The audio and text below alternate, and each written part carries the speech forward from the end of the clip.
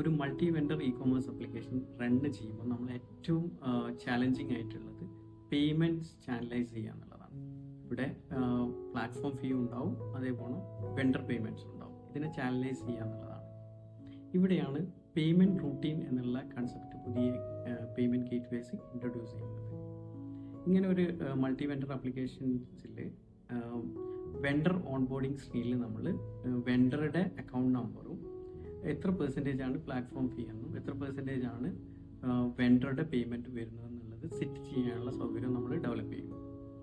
ഇങ്ങനെ ചെയ്ത് കഴിഞ്ഞാൽ നമ്മുടെ എൻഡ് കസ്റ്റമർ ഒരു പർച്ചേസ് നടത്തുന്ന സമയത്ത് ഈ സെറ്റ് ചെയ്തത് പ്രകാരമുള്ള എമൗണ്ട് പ്ലാറ്റ്ഫോം ഫീ ആയിട്ട് നമ്മുടെ ബാങ്ക് അക്കൗണ്ടിലും ഇതേപോലെ പിന്നെ പ്രൊഡക്റ്റിൻ്റെ എമൗണ്ട് വെണ്ടറുടെ അക്കൗണ്ടിലേക്കും ഡയറക്റ്റ് ആയിട്ട് തന്നെ കയറും.